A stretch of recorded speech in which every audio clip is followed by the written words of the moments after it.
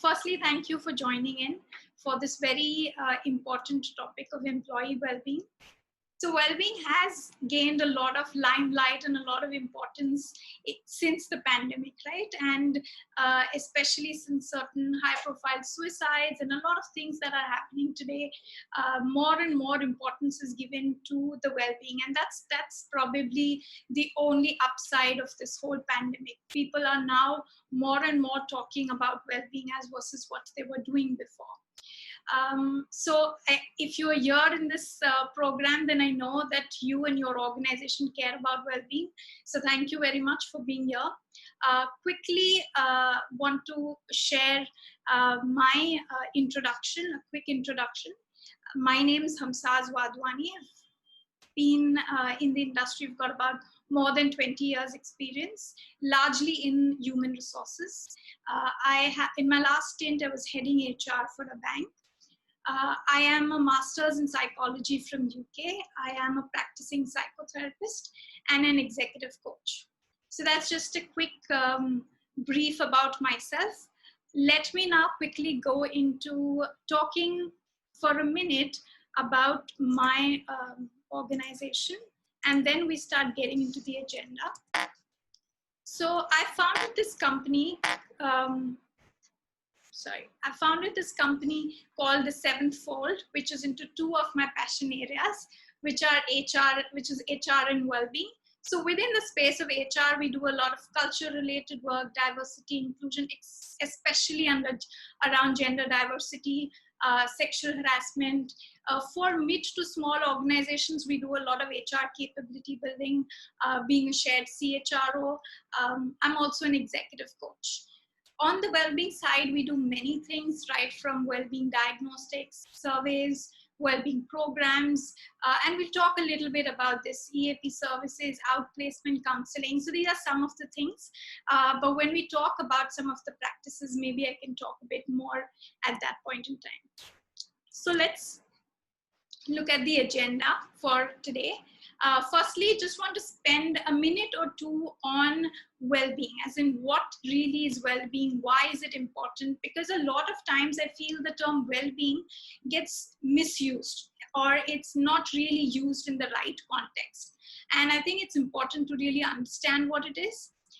Then we get into the survey insights. That's the main sort of hero for our today's session. We talk a little bit about best practices. I will anyways keep sharing about best practices through the presentation. Some of our recommendations basis the survey that we have done, and certain future trends that we see happening around employee well-being. So that's the agenda. Let's get into the whole well-being and its importance. So one, just to simply put what is well-being, it includes mental health and physical health. That is what together is well-being. A lot of times people feel that physical health is all about wellness and well-being is all about mental health. But that's not really the case. The term well-being actually does mean physical health and mental health. Within that, of course, like mental well-being is a part of the overall well-being. And when you talk about, again, mental health, I can't tell you the number of times I have been told to not use the word mental health, because people associate the word mental with crazy. So they feel when you talk about mental health, you're talking about health of the crazy. But that's really not the case. And I know most of you probably are aware of this, but I still want to say this, that everyone, just like everyone has a physical health, everyone has a mental health, irrespective of how good or bad it is. Just like we have to keep working on our physical health, similarly, we have to keep working on our mental health, right? It cannot be a 0-1 situation. It is always on a continuum. And when we talk about mental well-being or mental health, what we're really talking about is the social health part, which is about how people are making connections, their relationships, etc. The emotional health, which is about how are they feeling. It's about, are they really happy, or are they angry, are they depressed? So it's all about your emotional health. And the last one is cognitive health, which is about how well are they making decisions, how focused can they be, how much can they concentrate on stuff, can they make decisions. So a lot of these things together become cognitive thinking, and the social, emotional, and cognitive put together is your mental health, is your mental well-being.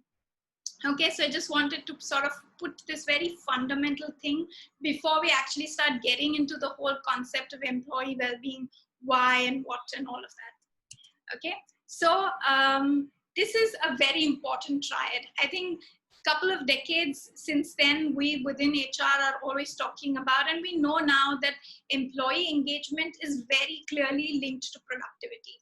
So I think we don't need so much of a business case for this, because we know that that is true. An engaged employee is going to be more innovative, he's going to be more productive, he's going to be a better team player, he's going to go the extra mile, all of that, right? But in the last 4 to 5 years, or probably a little bit more, the whole concept of employee well-being has come into the picture, where it actually shows that your organization's employee engagement activities, the engagement culture, will actually influence the employee's well-being. At the same time, the employee's well-being is going to influence how engaged your workforce is. And in return, of course, well-being directly impacts your productivity and via the employee engagement front. So this again is a lot of research, a lot of studies have been done around this. And if any of you wants to create a business case for this, do let me know, and I can share with you a lot of studies around this. So when we have poor physical health of employees, we generally see absenteeism, right? I mean, we see people taking leave. But when we talk about poor mental health or well-being, we're actually talking about presenteeism, which means they're present in their jobs, they've not taken the day off, but they're not at their best. They're not at their high productive level. They are currently underutilizing themselves. So obviously the well-being part becomes very important and has a direct impact on presenteeism. Subjective well-being is just a fancy word that behavioral scientists give for happiness. But again, I know, in the recent past, a lot of studies showing that happiness has a directly positive impact on productivity. And happiness, of course, is a big part of your well-being when we talk about the emotional well-being part. Okay, so this is just a quick overview on well-being. We get into now the survey insights. So what I would do is share towards the end of this section. Maybe I can open up for questions, and it would be great to hear from you guys about what you think. If we have time, I also would like a lot of you to talk about some of the practices that you are following in your organization, which you really think have worked in the area of employee well-being. So I think that would be very useful. To start off with, I just want to talk a little bit about the genesis of the survey, as in why did we really create this survey. So if you know, and I'm sure a lot of you will agree with me, that when it comes to a lot of reports and statistics that we actually in HR look at, we are looking at reports from the US, UK, Europe, etc. Very rarely do we actually see an India report that is done. Of course, there are few, I wouldn't say there aren't, but in the space of well-being at this point in time, an end-to-end survey is not done in India. This is, according to me, from my point of view, this is the first of its kind survey that is done. And it is important because at the end of the day, well-being for us Indians is very different from the well-being, to a certain extent, from the well-being that's looked at, say, maybe in the US or UK. Even the whole pandemic has impacted us slightly differently because of our whole house health system that collapsed to a certain extent, which wasn't so much of a problem for the other countries. So looking at this from a lens of what has it done to the Indian employees? What are they saying? What are they wanting? I think is very important, and that's why we conducted the survey. It was run around, there were around 509 employees who took this survey across the country, across different sectors, etc. Okay, so let's look at some highlights now. We are going to publish a report and we'll send it out to all of you who have attended this webinar, and which will give you a lot more information and all these numbers. Everything's going to be there on that report. But here I'm only going to talk about the few important things which probably you want to take home today. So the first one is when employees were asked about their mental health and their physical health. As you can see here, more percentage of employees said that their physical health has improved after the pandemic than those who said that it has worsened. Whereas when you look at the mental health, more percentage of employees have said that their mental health has, or the mental well-being has sort of worsened, as versus those few percentage of people who said that it is improved. Yeah, that's why when you see the aggregate score here, if you just average it out, physical health is 3.2, which is, as you can see here, 3 is remained the same, which means they are kind of a little better off than remain the same. They're moving towards the moderately improved. Whereas if you see mental health, they are lower than the remain the same at 2.9. Okay, but because our survey, we've taken a lot of demographic data, a lot of interesting data. It's not just to say that, okay, mental well-being has improved or not, but it's also to look at how has it changed and how has it been different for different segments of the employee base. Okay, so let's try and understand a little bit more about this. The first is the employment type. So as you can see here, we have a fairly good mix of people who have been self-employed, unemployed, even those who are working from an employer. There is a good mix. People who are fully working from home, people who are completely working from workplace because they were essential services, and then those who are in the blended model, right? And here, if you see the whole their well-being versus the versus the employment type, those who are self-employed are showing very high well-being scores. So on a scale, this is all on a scale of 1 to 10. So 5 for the physical health and 5 for the mental health. This is the overall well-being score. So if you look at it, the self-employed overall in all parameters were coming stronger than all of the other categories. Unemployed, while kind of shows you're better off, actually when you look at only mental well-being, their mental well-being was much poorer than all the others. But because this includes physical well-being, they are kind of showing a higher percentage of well-being here because their physical health has improved. Sorry. So this is simply put on the employment type. And here what is important to understand is this model, which is the blended model, which is where employees are working from home and maybe a couple of days going to work. That model is showing a big impact on the well-being as versus when you're looking at the other two models. Even on a lot of other areas, when we're talking about emotional well-being, a lot of other areas, you will see that those employees who are in the blended model are much better off. And I know a lot of IT companies have kind of announced that for the rest of the year, their employees will work from home. But I do feel that there is merit in having a blended model as versus only working from home. Of course, I do understand the challenges as well of having a blended model. Age. So age is the other factor that we looked at, which was kind of significant. Again, we had a good mix, and this is what I think a typical organization would also look at in terms of below 30, 30 to 40, 40 and above 50. You can see very clearly those who are above 50 are much about the mental well-being. So this now is only mental well-being. So it is on a scale of 1 to 5. And your 3 is where kind of remained the same, if you remember that. And 2.9 is our average. So if you see here, the above 50 are doing significantly better than those who are below 30. And in a lot of things, again, we see this, that those employees who are below 30 have been impacted in a much bigger way on various aspects because of the pandemic, as versus those who are probably above 40, above 50, etc.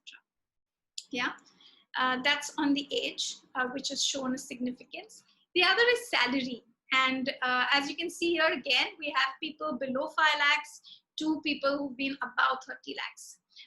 That's the mix that we had of participants. And over here, if you see, kind of intuitively showing you that yes, the higher the salary, the better the well-being. 30 lakhs above, there's a lot of sort of comfort level because there it probably is lesser stress around personal finances.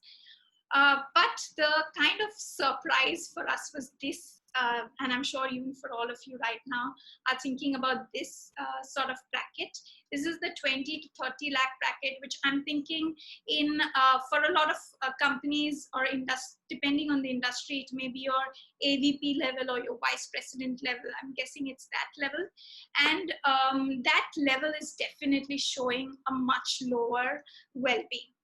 Now, this could be one. Also, what we observed is that while overall about 18% of employees said that they are facing burnout right now, in this category, just the 20 to 30 lakh category, 36% means almost double than the average. 36% of people talked about a burnout. So there is something in this category. Obviously, this is your leadership level.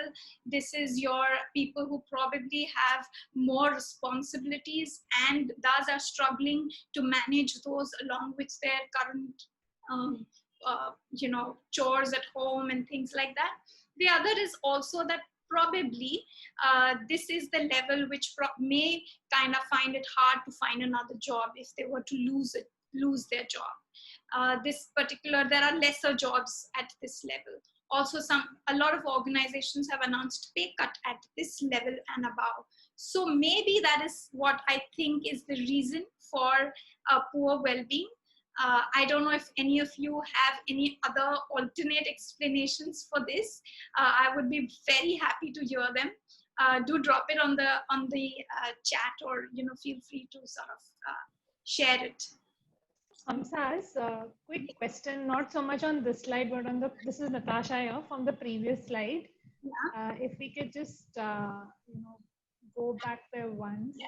Right. So, you said the above 50 seems to have the best well-being relatively. So is that vis-a-vis work from home arrangement or at an overall level? This is overall. So these are all different cuts that I'm showing you. So overall, those who are above 50 are much better, irrespective of whether they are working from home or they are self-employed or whatever. This is a mix of everybody. So the reason this surprises me a little is because, one of the outcomes of the pandemic has been that, those above a certain age are more likely to be impacted. And hence that aspect of, anxiety should probably lead to them being maybe at par, if not lower than the other. So that is why that kind of speaks to me, and I wanted to understand your views. I get your point, but what you're obviously talking about is purely the physical health, but they are more vulnerable from a physical health point of view. But having said that, and you will see some of the major stresses that people have. The top ones are personal finances, career, etc. Those are bigger stresses than stress of getting the COVID, getting affected by COVID themselves or by their family. And we'll come to that, so you will know what I mean. But yes, this is for all people above 50. Their well-being is much better. So if you have people in your organization, you want to take care of the less than 30 a lot more than those who are above 40 or above 50. Okay, and the other thing I wanted to say, I mean, just hazarding a guess here, but this also could be the population with young kids, which means, they have to spend more time after looking after them or spending time with them, and that could probably be impacting their mental health and well-being. Yeah. So we actually ran a lot of analysis on the from a child point of view, as in people who had kids, the age of the kids, the number of dependents, the number of people in the house, and none of them was significant, which means that none of these was making a difference.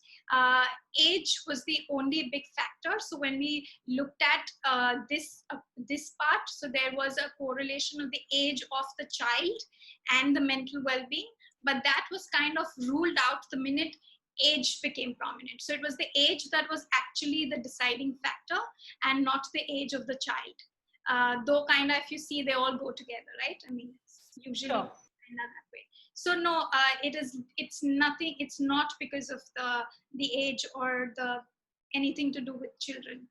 This is probably another reason. And like I said, the only explanation I can think of is that probably there are lesser jobs at this level. Okay, let's move ahead. So this is about how satisfied or dissatisfied are you with the organization. And your employees have given fairly good ratings to their respective organizations. Top being safety measures. They were, most of them, very happy with safety measures, and the second being leadership communication. And I think your HR and the leadership of a lot of organizations have to take a bow, because they have actually, in a very structured format, created interventions for the leadership to reach out to the employees. So there have been leadership reach out programs to those who have been affected actually by COVID. There have been programs which have been purely only for the supervisors, which is to kind of equip them at this point in time to handle this whole changed scenario and handle this whole work from home concept that probably is very new to a lot of managers. And then leadership also directly interacting with people and talking about how they are handling their work-life balance and things like that. So a lot of very structured interventions have happened, and I think that clearly shows here. The not so good ratings are one, work-life balance, which was very poor, and the other one was support from HR, which was the second last, so to speak. Now, I do understand being an HR, and maybe I'm biased, but what happens is during this scenario, when organizations are holding on increments, or they are laying off people, or probably having other measures, employees usually put the brunt of all of that on the HR, and not so much HR and leadership. So my understanding is that this lower rating is on account of that. But I think if each of you are also doing similar surveys, or you in your organization, probably you can get a little more out of the employees to understand why they have actually rated HR lower than the others. Support of IT, strangely, was very high. It was almost at par with leadership communication. And that shows that organizations have really stepped up when it comes to just, sort of this area in terms of IT and beefing it up for the challenge. So I think that has gone quite well for most organizations.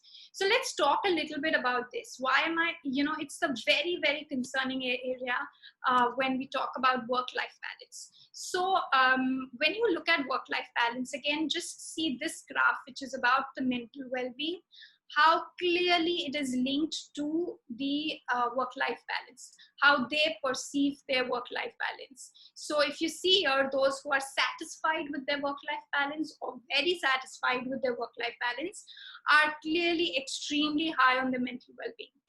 And those who are probably, this is anyways the average, 2.9, so they're somewhere here. But those who are dissatisfied, there is just such a low, a huge dip in their well-being. And while age, like we talked about, age, salary, even gender to a certain extent, what is having an impact on well-being, the biggest differentiator is the work-life balance. So as you can see, 23% of variation in well-being can be accounted by just this work-life balance. And it is huge. To find, in any psychological study, to find 23% variation is usually very hard. So it is a very important part. If today, from an HR point of view, if we have certain themes or certain areas that we are focusing on, we have to necessarily focus on this area, or we're obviously not focusing on the mental well-being part, clearly.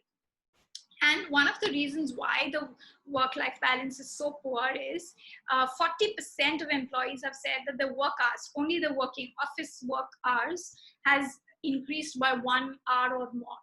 There are some employees who've said 3 hours, 4 hours more work per day, as compared to probably 36% who said remain the same, and 24% whose work hours have reduced, probably depending on the industry that they are in. Yeah, and what we found is that, again, those people whose total hours of not just work, but work plus house chores plus schooling of children, all put together was more than 12 hours, so it was 13 plus hours. Those were the ones whose well-being was the least, again. So again, when you're looking at your interventions, you may do everything possible for well-being, but if your employees are working unreasonable number of hours in a day, it's not going to help. Okay, so that's on the number of hours. Let's look at the appraisal cycle, what has happened. So this is what the 509 employees have said. So you have a huge chunk, almost 29%, that have said that there is no increment, no bonus. 28% that have said uncertain, though this survey was conducted in July and August, and I know that some organizations have post that also announced their reward exercise. Only bonus was 14%. Increment and bonus was 13%. So when you now look at the mental well-being of these people, this is the mental well-being. So clearly, I mean, no prizes for guessing this. Those who got their increment and bonus, their well-being is very high at 3.5. And all the others, if you see from here, it's not a significant difference. So then whether you were just giving increment, or whether you were giving a small pay cut, or whether the salary was not paid, actually these didn't make much of a difference when it came to well-being. Somewhere the only bonus part did have some impact over the others. So if you're still in the middle of deciding your reward exercise, and if you have to choose, I would say go ahead with giving a bonus over just giving an increment. Though I do understand that when you talk about only increment, it's like a deferred payment, whereas bonus is immediate. So yes, there's challenge of giving the bonus, but that has shown better results as versus sort of giving an increment and no bonus. So that's on the reward side. This is all the benefits that different organizations in different percentages have given out to their employees during this period. The green stands for what organizations have provided. I mean, percentage of organizations that have provided this facility. And the yellow is for what employees wanted. So we asked them, what are the top 5 benefits that you want? Okay, we asked them only for 5, because we know if we didn't limit it, they would tick everything. So the yellow is what they want, and the green is what is there right now. So social distancing, obviously most organizations are doing it. E-learning opportunities is the next one, which is almost 42% of organizations are giving out e-learning opportunities right now. Right protective equipment, well-being training programs.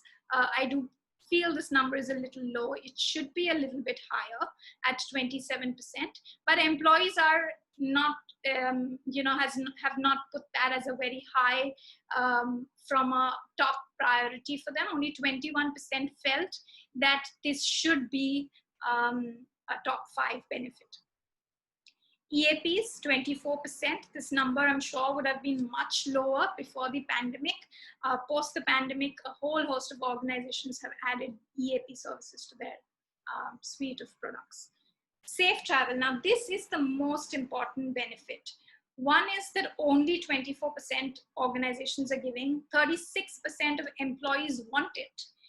But not just that, when we looked at the well-being measures, this particular benefit, whichever organization was giving this benefit to their employees showed a very high well-being score. Okay, so clearly this was translating into well-being. So if you have limited resources and you're choosing between benefits, then this is the one that I would recommend, because it has shown a very high impact, a very good impact on your employees' well-being. The next one, similar to that, is the support for COVID. This again has shown a good impact on mental well-being. And here again, there's kind of a disconnect. I mean, more number of people want the support. And we'll talk about this when we talk about best practices, because some organizations have really put a structure in place for this. Reimbursements of home and network, more percentage of people, as versus furniture reimbursements, which probably only 8% organizations are giving it. I think the employees can reimburse for their desk and chair, etc., up to 10,000. So that is available in only 8% organizations. Access to telehealth, doctor on call, etc. So you can see more number of organizations have it, but employees don't care so much about it. Increased self-insurance. This is the biggest gap that we saw, and this is the number one, as you can see, the number one thing that they wanted out of their employer, which is increased self and family insurance for COVID. So a lot of organizations have done this, where at a small premium, their employees can avail of the larger insurance amount for COVID for themselves and their immediate family members. So again, this is something that I do feel will have quite a high benefit from a fact that employees, clearly almost 50% of them want this as a benefit. Online fitness options, virtual team hangouts. Now this is again interesting for me. Why? Because one of the biggest things that employees talked about feeling is boredom. Okay, so while they have talked about that, these kind of virtual team hangouts, events, is not something that they want from their organization. It's like just 10% of them want it, right? So I mean, it's not really up there. So maybe when it comes to boredom, they probably don't expect their organization to take care of it. That could be one reason. I do know some organizations have done some interesting stuff. Like I think I was talking to somebody who said they have a scavenger hunt that they recently did for their employees, and it was a big hit. So I don't know if you guys have seen employee events, virtual events happening and being a success, in the sense where you don't really have to push people to come. Do share those suggestions. It will be interesting for everybody else to know as well. Increase in paid leave, that is 19% of people want it, and offer of part-time work at reduced salary, actually just 5% want it. These 13% are the people who said they don't have any benefits. 11% said we don't want any benefit from our employer. These 13% who don't have any benefits, their well-being scores again are much lower than all the others. And so it means that all the efforts that HR is putting in organizing of all these different benefits and programs is really helping, because wherever they have picked these benefits, they have shown a higher well-being as versus when their organizations haven't done anything. Okay. This is about their emotional well-being. This is about all the emotions that they're feeling. So as you can see, the percentages are fairly high. So you have almost 53% of employees, irrespective of male or female, 53% who have said that either they are stressed or burnt out. Okay, and that is a very high number. 1 in 2 people are stressed or burnt out. And we know the fact that stress, and here as well, we saw that it's very highly correlated with anger. So the more stressed, the more anger. It has a correlation with depression. It has a very high correlation with anxiety. And of course, we all know that stress also has a high correlation with physical health. So this definitely becomes a cause of worry. The other aspect is anxiety and depression. If you just put these two together, there is almost 45% of employees who have said that they are either going through anxiety or depression.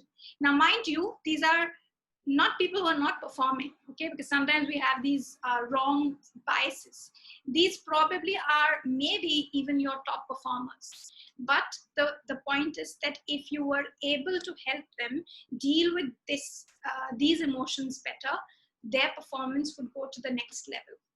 being an executive coach, I can tell you that a lot of times when we are actually coaching people on behavior and developing them on their leadership, a lot of times it is some of these emotions that actually come in the way of them moving to the next level. And so a good emotional health is very, very important from just reaching your full potential. When we look at male and female for all of these, you can see that women are higher, more percentage of women have talked about going through this than the men. But if I look at only the ones that are statistically significant are these two, which is anxiety and tiredness, which is where there's a big difference between what women are going through and what men are going through.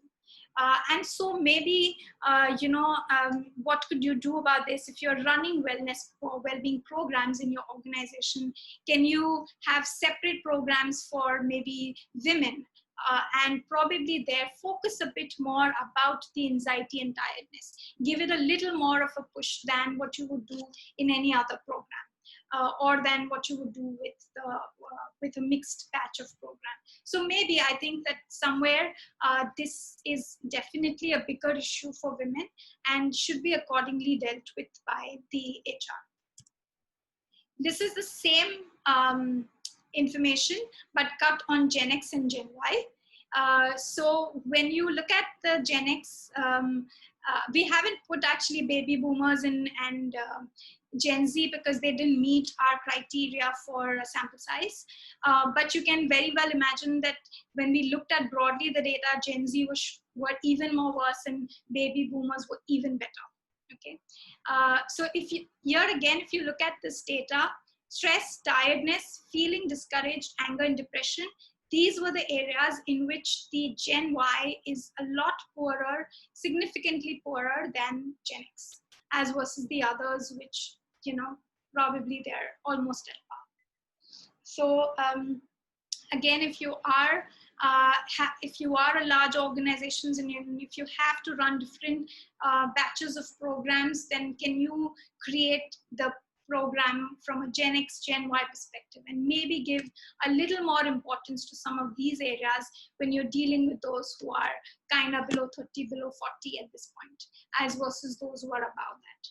Yeah, if you're a younger organization, then you know that these will be a bigger problem for you. And of course, we've also seen that there are those who are unemployed have shown a very high percentage of anger than those who are employed. Other areas is, again, burnout. Those who are working from home have shown a high burnout percentage. So I think we talked about this. Those who are working from home have shown very high anxiety as well. So while the average anxiety, I think, is 34, 35, the anxiety of only those who are working from home is, I think, 48, if I'm mistaken not. So like I said, when we compare all those three different models of employment type, those who are working from home are the most affected when it comes to mental well-being. Okay, these are Hamsas, Natasha, I had a question on both the variables, sure. The gender one and the age one. Could it be, could one of the variables be that the ability to express or, I don't know how to articulate this correctly, but, women are more likely than men, possibly, express that, they are feeling a kind of burnout, anxiety, etc. And same when it comes to the age. I don't know if the Gen Yers are more likely to admit and accept that there is some kind of impact on them rather than the, could that be a possible variable?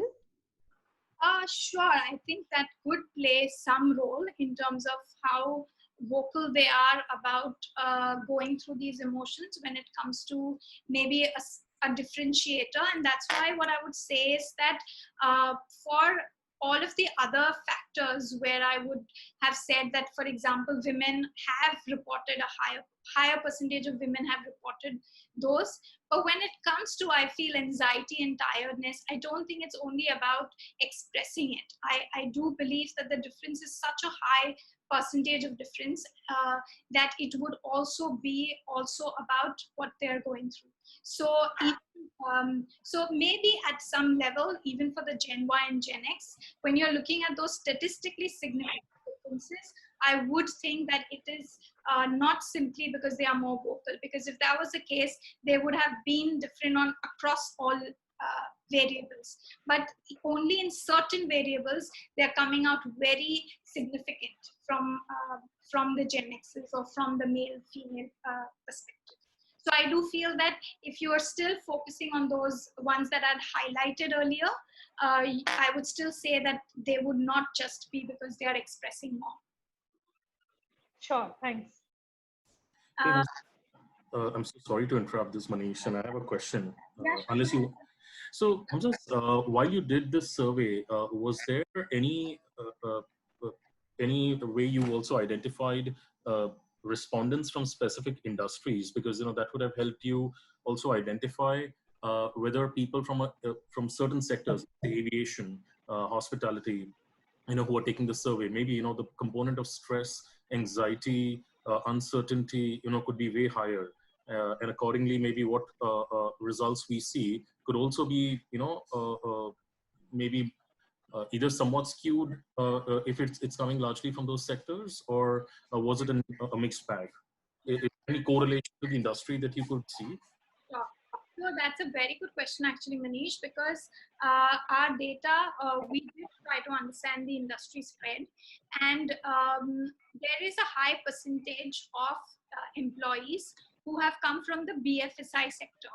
So that has been a slightly higher. I think it was around 40%. But we ran a lot of tests to understand whether is there a difference between this 40% and the remaining 60%. And what we found was that the data largely was homogeneous. So which means that when it comes to sectors, and even when it comes to locations, there wasn't really a big difference between different locations or different industries. Of course, we didn't have, we had a very small population percentage of employees who were from the hospitality industry, though we did have, it was a fairly small percentage. And so we couldn't really compare different industries, but I can purely from the statistics that we run say that there wasn't any significant differences that the data was showing basis industry. Sure, thanks so much. Okay, so coming back to the top sources of stress. Uncertainty about the future. 50% of the people said they are stressed because of the uncertainty about the future. And that obviously is very clearly linked to anxiety, because that is what is anxiety, right? And even if you look at your employee helplines or helplines, you will, this is one thing that is, this is one thing that has strongly come out, which is that people are calling for anxiety more than any of the other distresses. So that is because of this whole uncertainty. Personal finances and career growth are the next, especially those who are below the 5 lakh salary. So if you have a huge population below 5 lakhs, you may want to look at interventions around this, how to help them, guide them with finances, with career growth, probably interventions, or just basically talking about that so that they know that it is all kind of going to fall in place. So somewhere they're fairly stressed out about this. Here again, what is important, and as you can see, I think to answer, Natasha's question earlier, is that their self and family's physical health is actually coming forth when it comes to the stress. Here also, those who are working from the workplace, full-time working from the workplace, they actually more percentage of those were worried about the physical health of themselves and family. And those who are actually working full-time from home were worried about the mental well-being of them, of their mental well-being and the family's mental well-being. So if you have a population which is working from home, I would definitely urge you to extend your EAP to family members as well, because that definitely even they need it. Work tasks and deadlines, again, here those working from home have kind of a higher percentages have talked about work tasks and deadlines. The others are, of course, your appraisal, social distancing, we're aware of it. A lot of people were alone, away from their hometown. Relationship issues we are aware of. Being laid off. I actually expected this number to be slightly high, but 16% was quite decent that way. Children's education, not so much of a worry as versus the others. Okay, and if we go to, now let me just quickly help you understand when we talk about coping mechanisms. Okay, so each of us have a coping mechanism when we have to go through any problem, any stress in our lives. We all have a coping mechanism. Okay, now these coping mechanisms could be either positive, which actually means that they help us in the short and long run, or they are negative, which means that probably in the absolute short run, they're helping us, but in the long run, they're damaging our well-being. So when we looked at the positive coping mechanisms, what came out was that those employees who were following meditation, yoga, breathing, exercise, planning their time well, setting clear boundaries, talking to friends and family, those were much better on their well-being score. So this again, as you remember, 6 is likely remained the same, and better than 6 means their well-being has improved. So, so these have definitely helped. Some of these help your physical health and your mental health. So there's like a double impact that you're getting. The biggest, and we know about this, and this is how I do feel somewhere we are different from some of the other countries where we have a strong support system, a social support system. And as you can see, almost 68% of the people are kind of falling back on this, and it is benefiting. The shocking part is here that if you're not doing any of these things, if you're doing none, your well-being is really low. It's at 5.46, it's below. It means that it's worsened, right? So if you only did any one, even if you just moved here, just did friends and family, talk to them, your well-being will improve. So the point of this whole exercise is, apart from, of course, for your own well-being, if you're watching this, I mean, if you're listening to this, please start doing all these things for yourself, but more importantly for your organizations. How can you structure this program? How can you create more awareness about this? How can you build in these interventions that will make a difference? I will talk about one intervention that could help, which we have initiated, but anything around this would be beneficial for your employees. Like I said, the friends and family is fairly high. 68% of them are following this. The 4% here who go through the therapy. So what happens is, still in our country, people who really go for therapy are the ones who are really struggling, probably with a disorder. And thus, you know, their well-being is kind of low. But if you see, it's almost at par with those who are not doing any of these. So, you know, that's definitely not a good thing for these none per se. Okay, looking at negative coping mechanisms, okay, and how that is impacting your well-being. So the first one is expressing your anger, being violent, etc. This is the worst way of coping. And, you know, so when we ran the survey, we actually said to all those people who are taking our survey that you will get a free well-being program from us. And so when we gave them the option of which well-being program they wanted to do, anger management got the maximum number of votes. I was very surprised because I thought some of our other programs like resilience and stress and those will make have more votes, but it was anger management. And clearly when I looked at this data, I realized that that is where those are the people who are really low in terms of their well-being. Those who are not able to express their anger more healthily, who are probably, you know, meting out violence. The other one is being overcritical of self and others. And this is also the reason why there are so many relationship issues right now, because of the excessive stress, we're constantly blaming either ourselves or our partners or our family members. And that, of course, is affecting, again, our overall well-being and relationships. Suppressing and avoiding emotions. I can't tell you how many times when I do the emotion management webinars and sessions that people say the way they cope with emotion is they just walk away from it. They just ignore it. They just sweep it under the carpet because they feel that that's better than expressing and talking and sharing and maybe even getting angry. So, so this, again, a lot of education is required here to make them understand that this is not helping you. Avoiding friends and family. Again, if you have employees who are doing this, this is a big sign of a poor well-being, and this will only deteriorate. When you stop talking to friends and family, your well-being just goes downhill from there. And so this, again, is, as you can see here as well, showing as an important negative coping mechanism.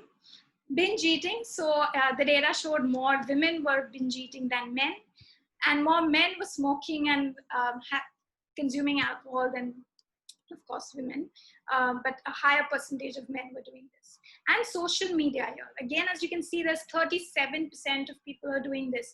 And if they only stopped this excessive social media from 5.78, they could straight go to 7.01, right? And that's a very good mental well-being score. So again here, how can you guide your employees? I know a lot of you are running several communication campaigns. These campaigns are about, how to take care of your health, what to do if something happens. Can you run campaigns around these areas? Can you talk more about these areas? Can you talk to them about the ill effects of social media? What can they do if they're addicted to it? What do they do? How do they get out of it? Just simple tips.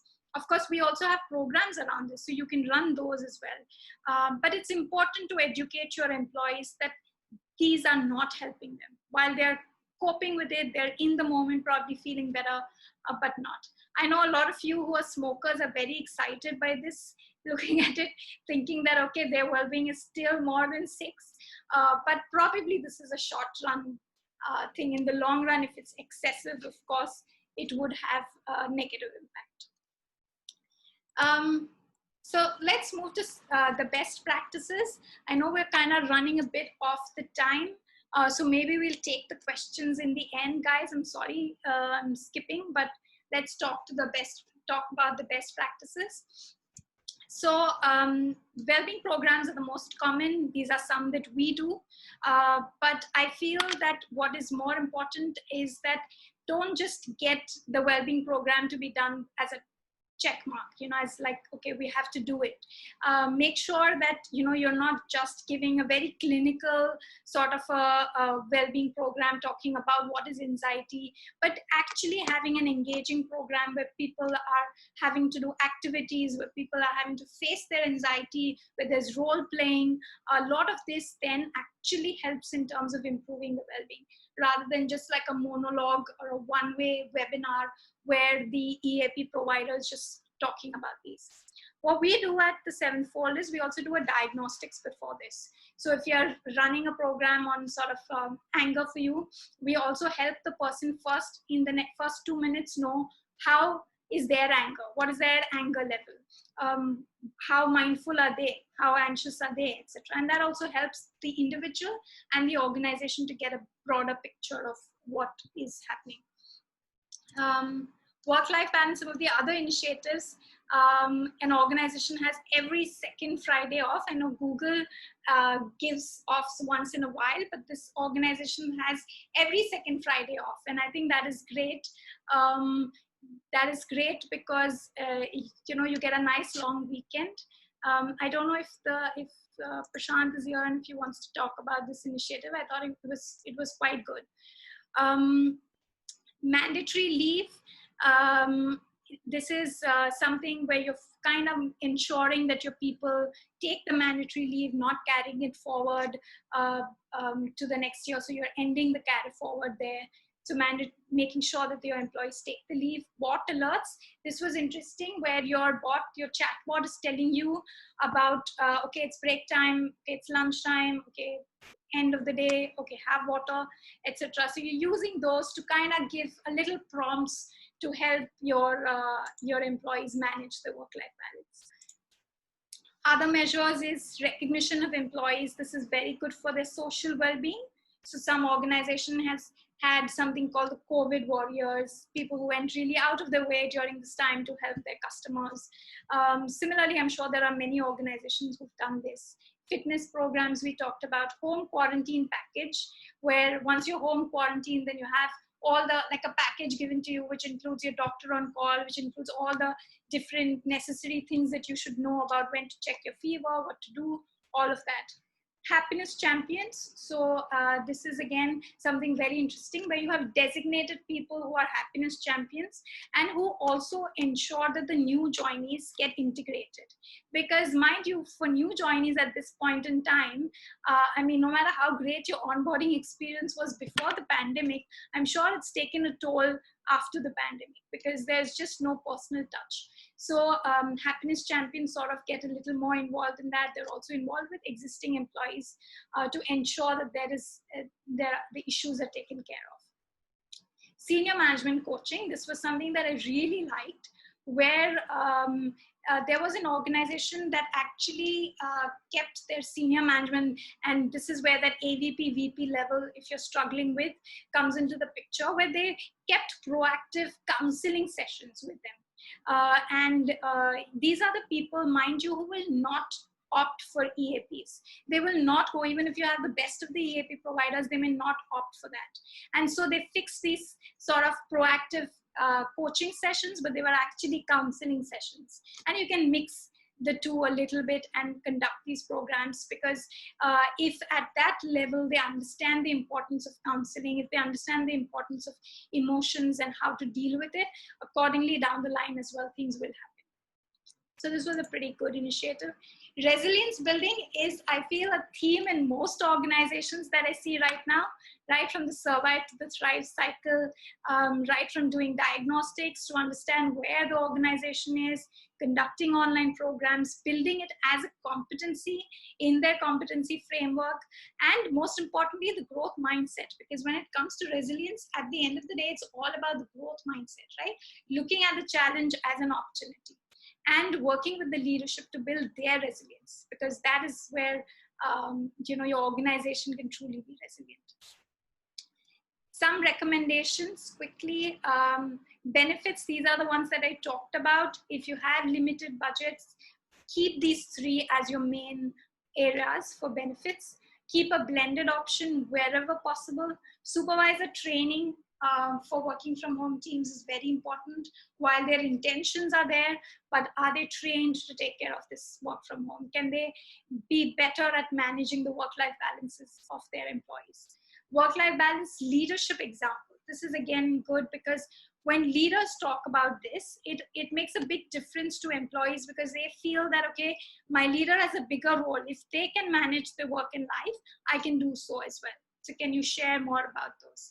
Outplacement counseling, I think this is very important. If you've had to take tough calls, please, that's the bare minimum. Let the person have a counseling session where they can actually deal with the situation better.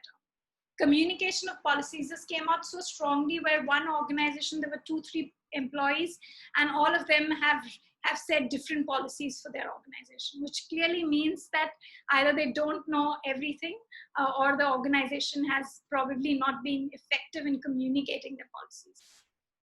Reasonable workload, we've talked about this here. I know you may have to have a slight bit of a fight with your business guys to really ensure that there is no excessive workload that people are struggling with. And drive the importance of mental health. I think I know and I understand when HR tells me that please don't call your mental health awareness program that. Please change the word, call it something else. I understand that, because at the end of the day, you want your employees to come there. You want them to be there. But I think the onus of really normalizing this word, educating them that mental health is not for the crazy, it's for you and I, it's for us to improve our well-being. I think that onus HR needs to take. That responsibility has to be on the HR shoulder.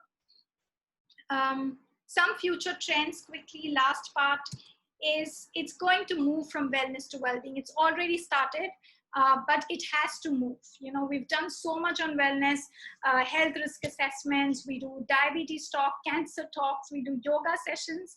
But when it comes to well-being, it's like a one-off here, there, something. It has to move to well-being, because well-being anyways will include your physical health as well, right? So the whole concept from wellness to well-being, it's going to move. And here I want to talk about one of the well-being programs that we have, where we've looked at a blend of all, where we've looked at what has really worked for people whose well-being is high with minimum effort.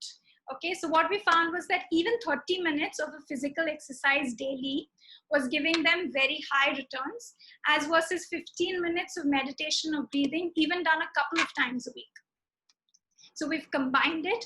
We've created a program which takes care of your physical health in various aspects, a little bit of hobby class, because again, those have shown to improve mental well-being, well-being sessions where we talk about coping mechanisms, mindfulness. So a lot of this, but even if you, this is, of course, if you're interested, you can write to me and we can take it forward.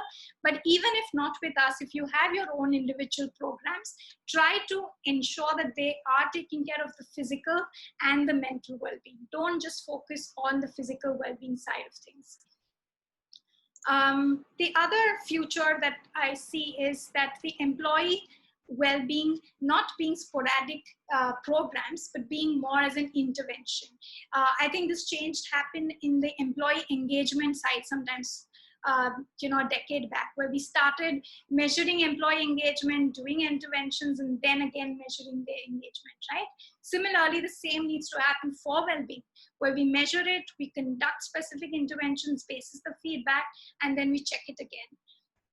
So here again, I want to talk about the Science of Happiness program that actually was created by Professor Bruce Hood from the UK.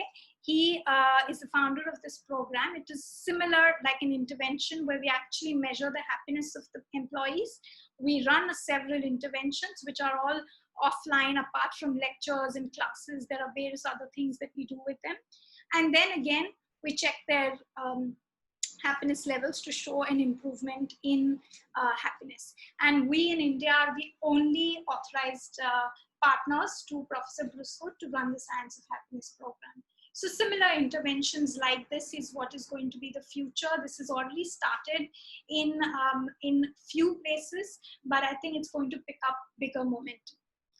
So with that, I would like to end the session. I know we've overrun a little bit, but I'm really happy to hear from you. Guys, if there are specific initiatives that you have run which have really made a difference to the employee well-being, it would be great if you could unmute yourself and talk right now.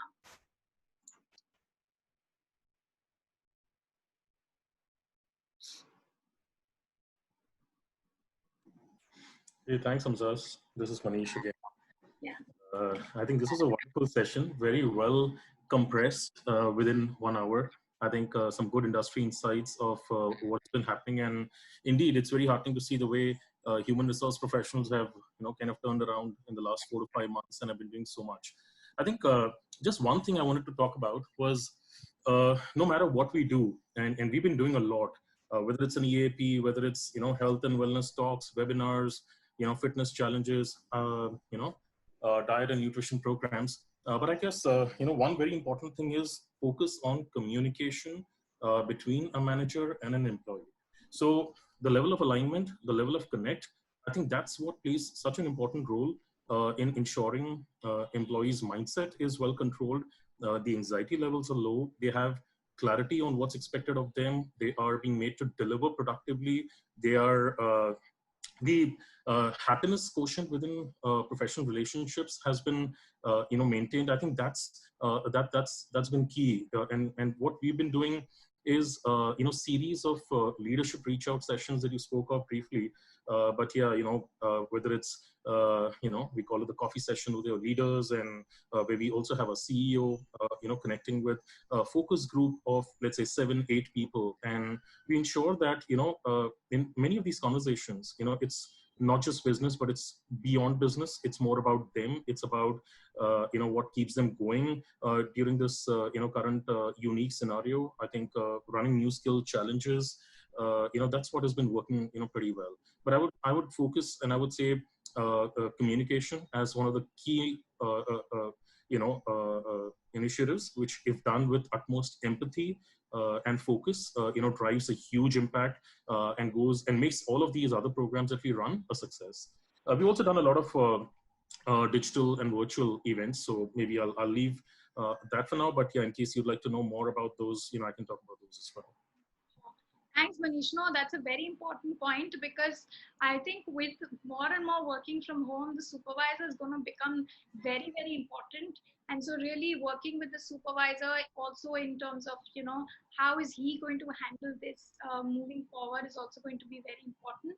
And of course, like you said, communication is definitely very, very important. Any other, are there anyone else who wants to share? There are some people who have written on the groups with, I'll just read out one where one organization person has written that they do provide cabs to employees. They've extended allowance for furniture, reimbursement, medical top-up, and they've received a lot of appreciation for a lot of these benefits. Yeah. Now you can directly see the impact of it. So, there is definitely, you are making a difference. So this is, of course, guys, you can always write to me. My numbers are here. You can, you just take a QR scan and you'll have my number saved. You can write to me if you want any specific clarification or some doubt about the data. You can do that. If there is something that you really want to talk about, which is really outstanding from your organization, do share. I would like to probably include it in my report. If so, it would be great to do that. So do write to me outside of this as well. And like I said, I will send out the report. It should mostly be out by the end of this week, and we will be sending it to all of you by then. Any more questions or anything else? Hamza, this is Selvi here from Varrock. Firstly, I would like to thank you for taking us through the entire survey. It also gives us a thought process in terms of which are the areas that we can focus upon in the coming days, and which we are doing it in different pockets. How we could brand them under different buckets. So that kind of a I would say that perspective is definitely reached out to us. Thanks for that. Few initiatives that even we are, honestly speaking, day in and day out, working with Kavita, we are being always thinking about what best can we do for the employees, and we keep thinking about, especially with the COVID thing, where everything is virtual, and being a manufacturing company, I always had a bottleneck thinking that getting them together, because they are mostly not very vocal in terms of expressing them, So, but then I see a lot of difference. We have done something called as Varrock Got Talent, similar to the India Got Talent or America Got Talent, etc., where we have tapped the hobbies of the employees. Not only employees, we also reached the family members as well.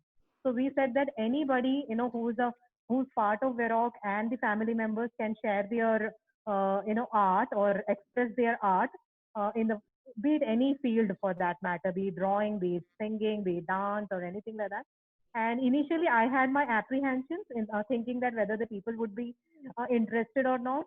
To my surprise, there were 100+ nominations, and I see that the entire families were participating. They shared their, experience in a video form, in a mail form, and I was like, okay, fine, this is really working. People really wanted a platform to showcase their talent or to tap their hobbies, etc. Because everywhere there is a negativity about everything, when you open the TV, radio channels, etc., some or the other negativity was popping up.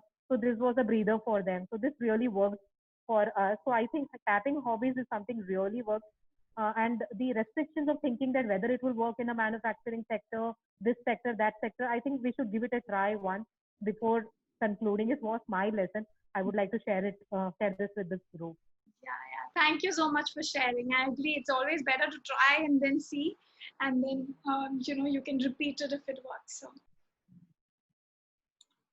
okay. So thank you guys. Thank you for joining in. Really appreciate it. I hope it was useful for you. Do drop me a line. Let me know if there's any specific feedback, and I'll connect with you with the report next. Thank you.